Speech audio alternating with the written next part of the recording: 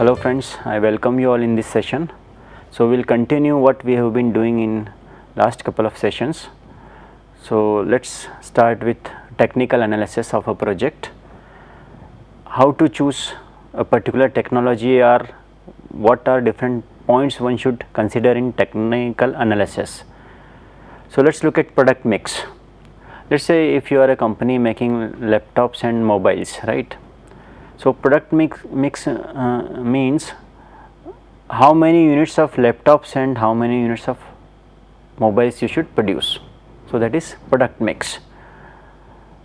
It will be decided by the profit which you are earning from each of those products and the resources which are available to you. So that product mix is to be decided precisely.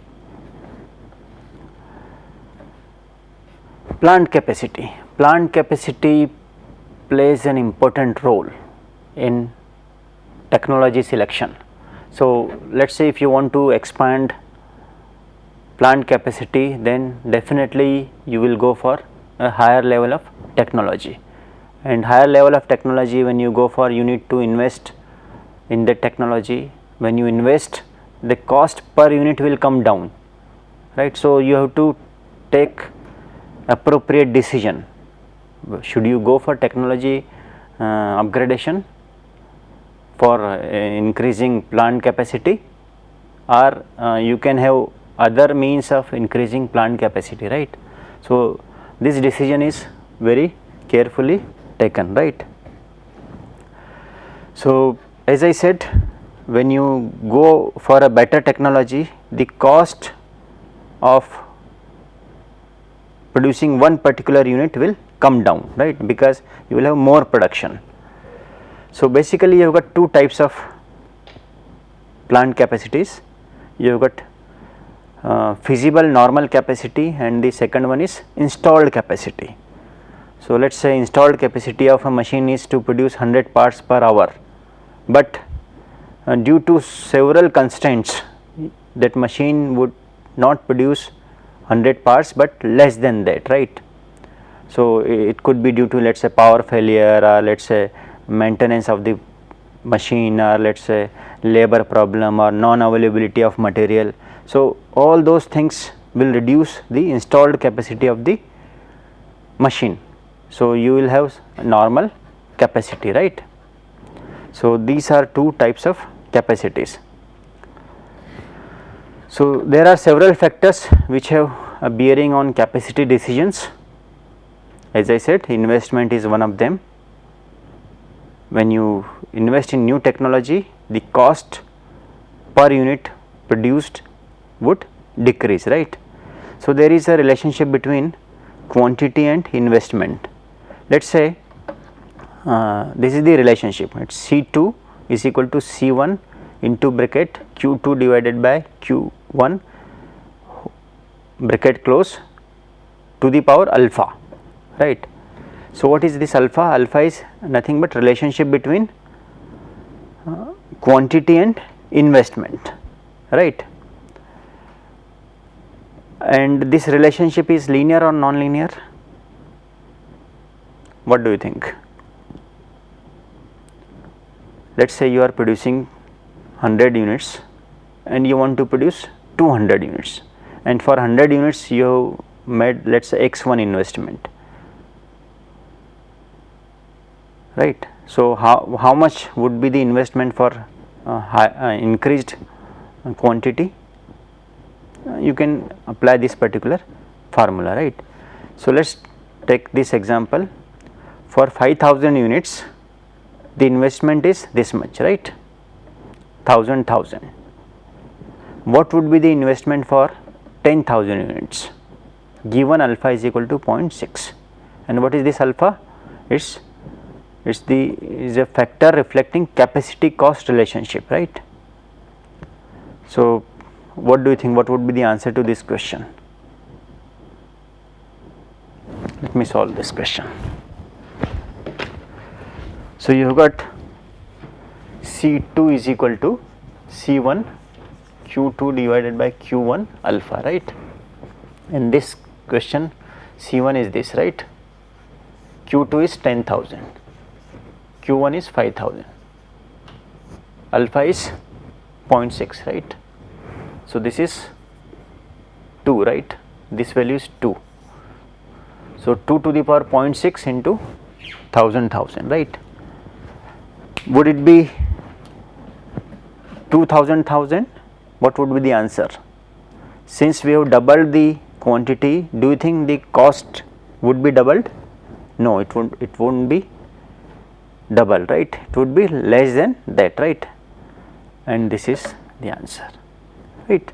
So it's very simple question, but there is a relationship between capacity and quantity, and this relationship is not linear, right? It is non-linear, right? So when you let us say when you increase quantity, the investment would increase, but at a decreasing rate, right? So that is the relationship between capacity and investment, right? Let us look at plant capacity in detail. The plant capacity would be determined by input constraints. Whatever is your plant capacity, it is difficult to run at its installed capacity, as I said, because of several reasons, right? So there are some input constraints. Let us say you are not getting sufficient power, non-availability of raw material, labor, tools, and so on, right? Market conditions, if favorable, then you need to have more plant capacity. If not, then whatever is the capacity of the plant, you will not be using even that particular capacity also, right? So resources of the firm, managerial and financial resources will limit the capacity decision, because to increase plant capacity you need investment, right? And of course you need appropriate skilled people also to increase plant capacity. And of course governmental policies, these will play very important role in plant capacity. As in one of the lectures we have discussed that let us say if you are into a business of telecom and the government does not want to give you more spectrum, right, then you can't increase the capacity of your business, right? So government policies, and there are other factors also, right? Location and site is another point which you should be considering while going for technical analysis. So when I say location, it means broad area. Let us say if I want to start a jute plant, right, or let us say a cement plant. So I can either go for let us say Maharashtra, or let us say some other state of the country. But when I say site, it means a particular location, right? So location refers to a broad area, while site refers to a specific piece of land, right? So the choice of location is influenced by variety of considerations. It's again an important point, how to decide location of the plant. Now it depends on what product you are making, what market you are serving, availability of resources, availability of manpower, availability of funds, the government rules, regulations, isn't it? So there are again hundreds of factors which would affect location of the plant and site of the plant, right? So it should be, again it depends on what kind of product it is, right? If it is a cement plant or if it is a cement project, then it should have proximity to raw material, right? You can't have cement plant in city, right? So most of these services are in the cities, but most of the manufacturing plants are outside the city, right? So you should look at what are different markets which you are going to serve, then only decide your location, right?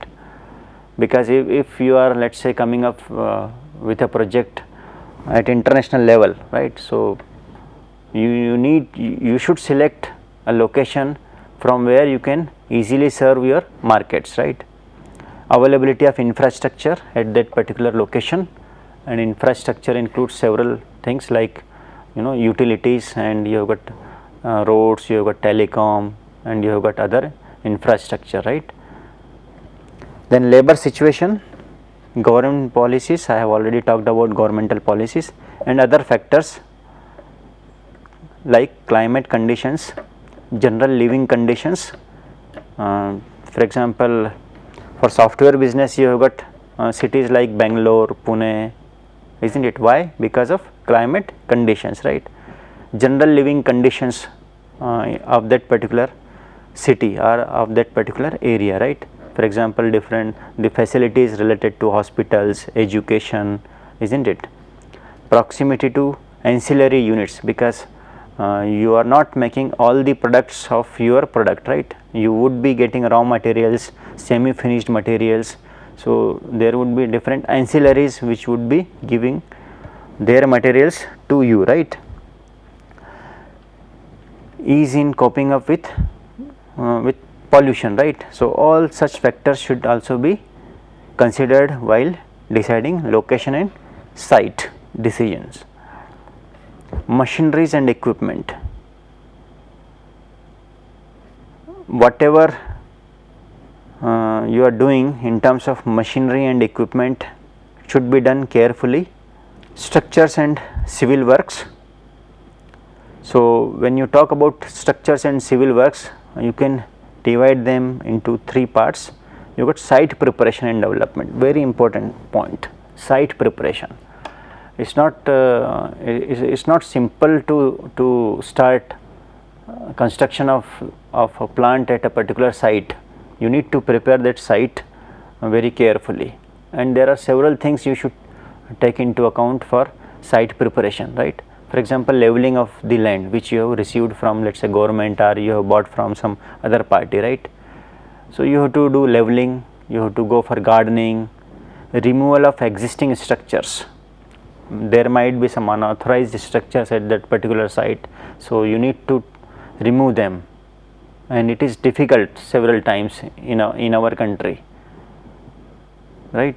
So the fellow who is unauthorized, who does not hold that land which you have bought, he might go in court of law, right. So though he is wrong, but again it will take a lot of time. So you need to look at issues like removal of existing structures, relocation of existing pipelines. It is possible that from that land several pipelines, let us say either the gas pipeline or some oil pipeline or water pipeline passing through that particular piece of land on which you want to construct your plant. So relocation of those pipelines, cables, power lines, roads, you need to prepare roads also. Reclamation of swamp and draining and removal of standing water. So you need to clean that particular site land, right. Connection of electric power, it takes a lot of time, water, communication, and so on. So site preparation is a huge task, right.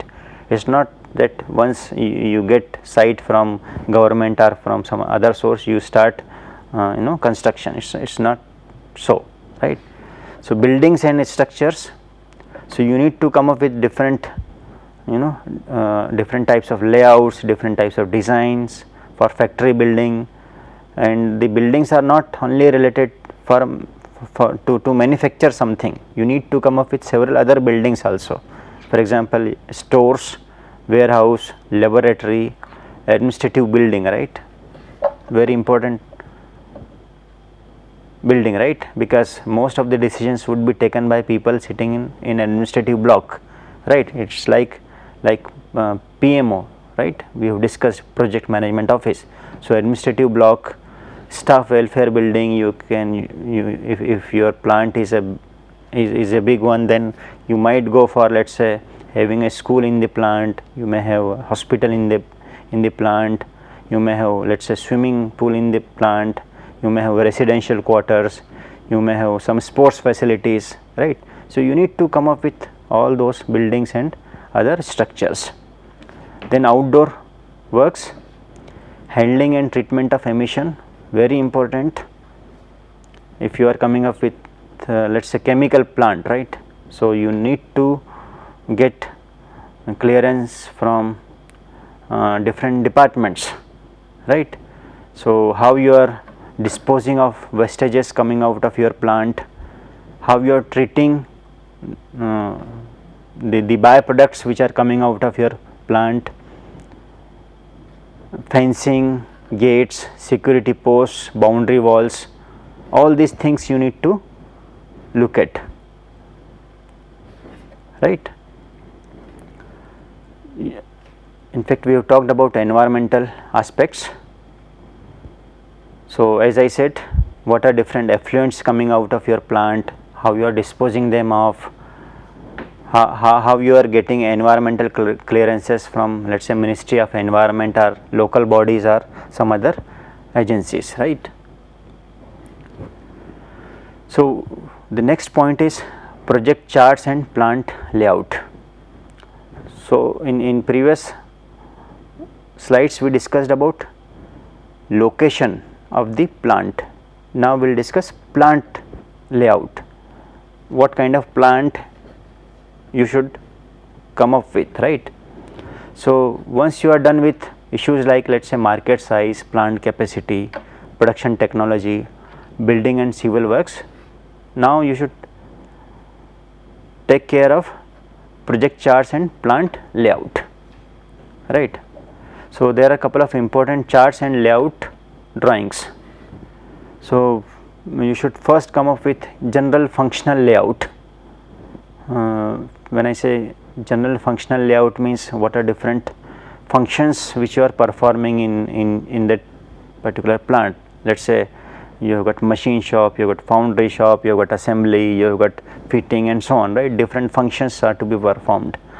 Then how material is flowing, right. So you should come up with material flow diagram. So as far as possible you should design a layout in such a way that backtracking of material is not happening much, right. When I say backtracking, means let's say the material is going from machine 1 to machine 2, machine 2 to machine 3, then it should not go to machine 1 once again, right. So backtracking should be minimized. So your plant layout should be such that, right. And there are different types of plant layouts. You have got, you know, product type layout, you have got process type layout, isn't it.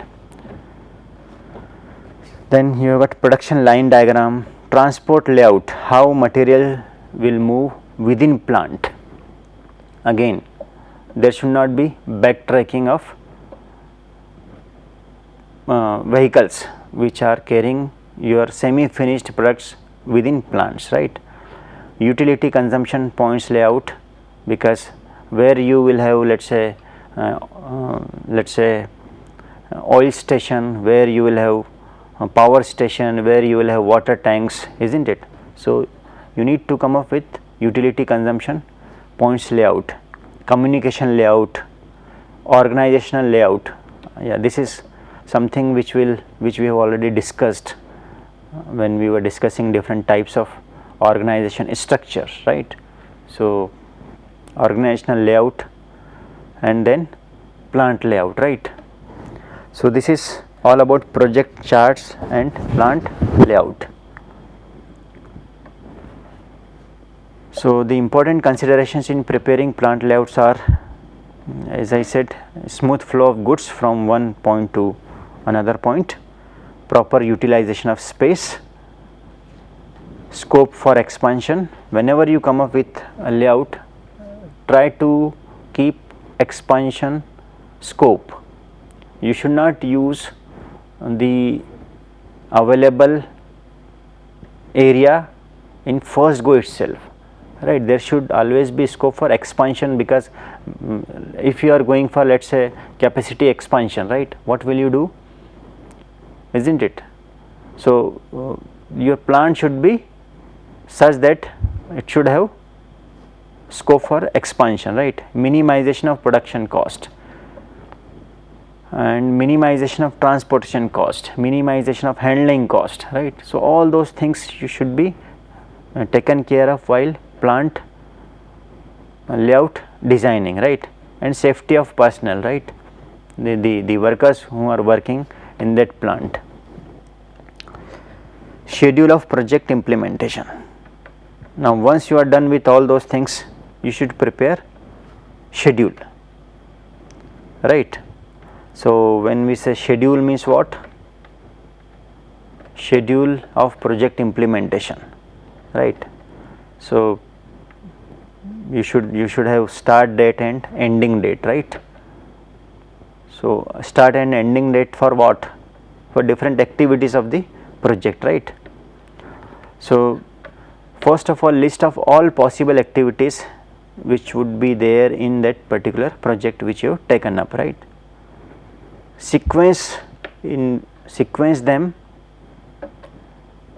how you are going to perform those activities, because some of the activities can be performed parallelly, some of them in sequential manner, right? It depends on activity to activity, and it depends on several other things, right? It is, suppose let's say if you are doing two activities sequentially because of non availability of resources, right? But if resources are available, you can do in parallel manner also, right?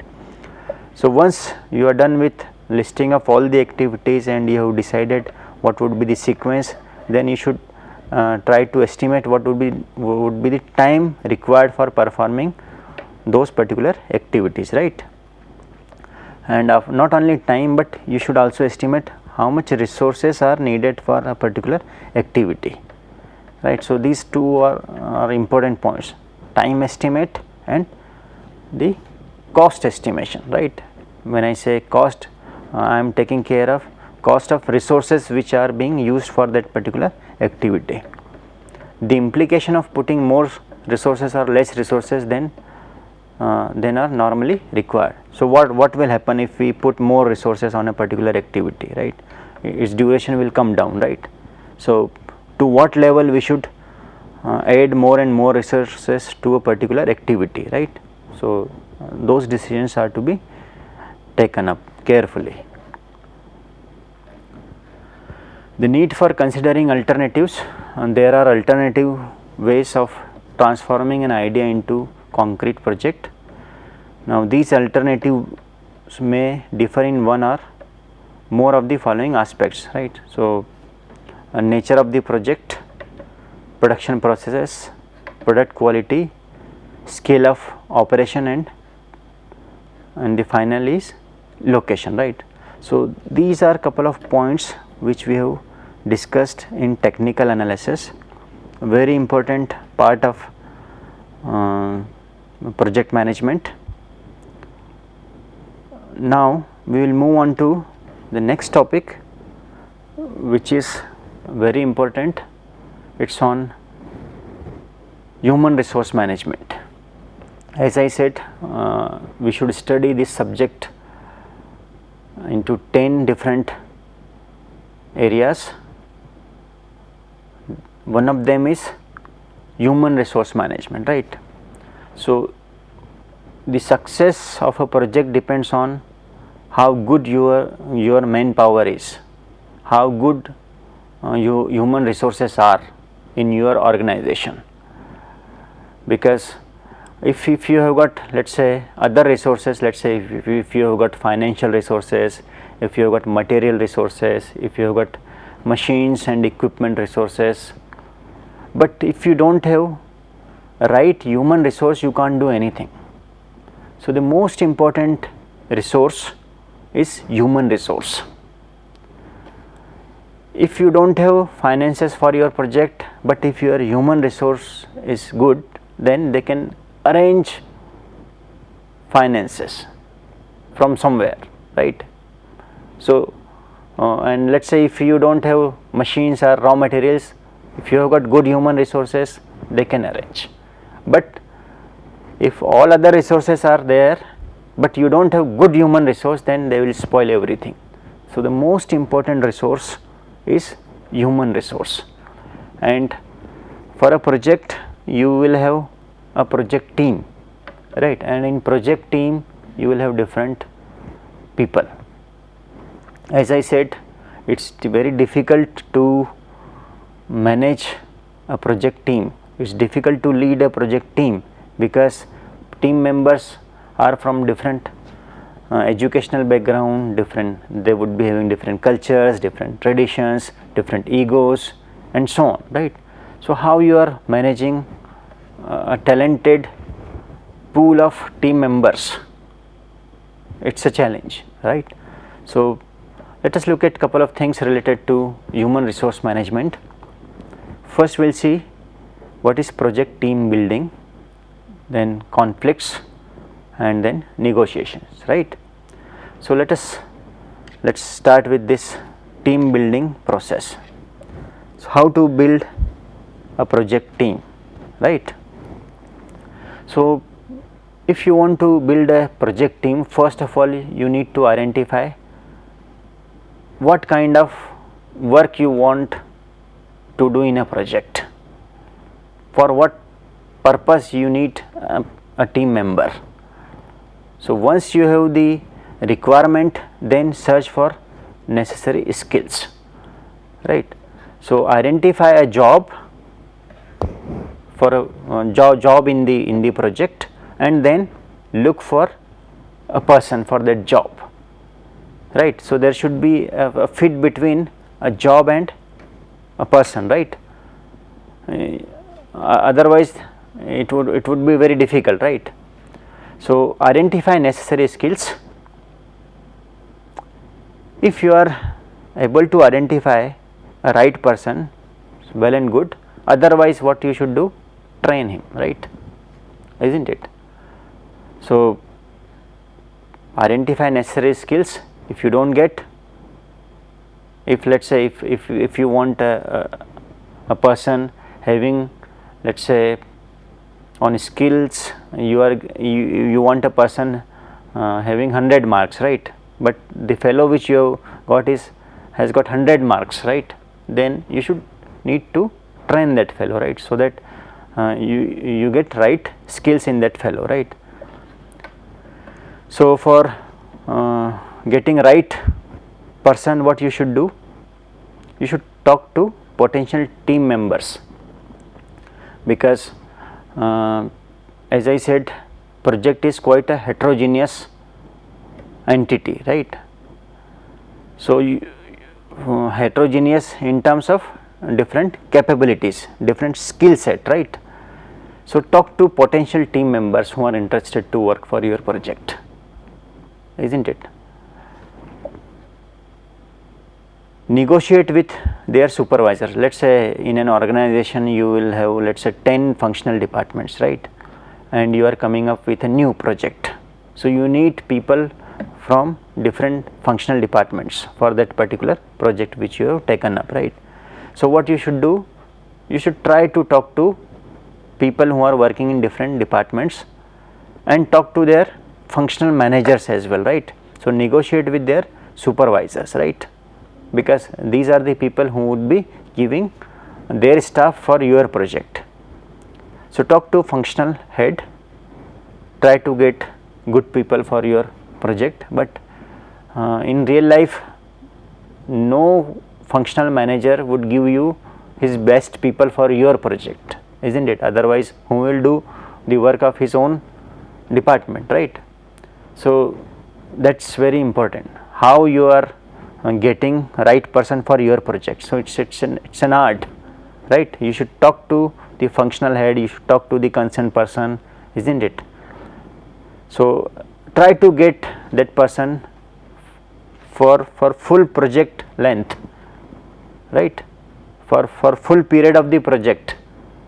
If you don't get, try to get it on part time basis, right. So If you are not able to get him for, let us say, entire 1 month, then get him for, let us say, weekends, right. So this is very important step, negotiation with the supervisor, right, to get right person for your project. If you get success in this process, then assemble the team, otherwise what? Otherwise approach top management, right. Now if the CEO of the company asks 10 functional managers to provide 20 people for your project, well and fine, assemble the team. If not, then what? Then you can take these options, right. There is something called build fallback positions, right. What is this? You can do couple of things, right. So there is something called partial assistance, there is something called foot in the doorstep. You just ask for partial assistant of that particular expert which you need for your project. You just tell him that you just give this fellow for 1 day, right. Once you get him for 1 day, then ask for 1 more day. So this is known as foot in the door approach, right. You just put your foot in the door and then enter into house, right. So take that fellow for few days and then ask for extension, right. So this is a good approach, right. The second is report to top management. Once again you can report to top management to get that particular person for your project. Otherwise what? Now since you want a resource person for your project and you are not able to get it by all the means, so what? Now what? Now you can do only 2-3 things, right. Either you change schedule of the project because of non availability of that particular person, right. So change schedule, change priorities of the project, adjust budget, right. So let us say if you do not get a right person from within the organization, then get a similar skilled person, a similar person who has got skills from external sources, right. So in that case you will have to adjust budget, right, you will have to pay more, right. So this is nothing but building, how you are building project team, right. So once team is ready, you can develop the team development in terms of skill inventory and responsibility matrix. So you can come up with a matrix that this fellow has got this many skills and this fellow can do these many jobs, right. So you can have a matrix, right. So let us say person A can do job B, C, D and so on, right. Person B can do jobs like P, Q, R, S, T and so on, right. So a matrix can be prepared, right. And there should be of course clarity of roles and responsibilities in team. So these two are continuous processes, right. So this is nothing but building the project team, very important step, because if you do not build project team right, you can't do project in time, within budget, and project will not deliver required performance, right. So very important step, team building. Now whenever you have got a project team, it should have certain characteristics. So effective project team should have following characteristics. First of all, clear sense of mission.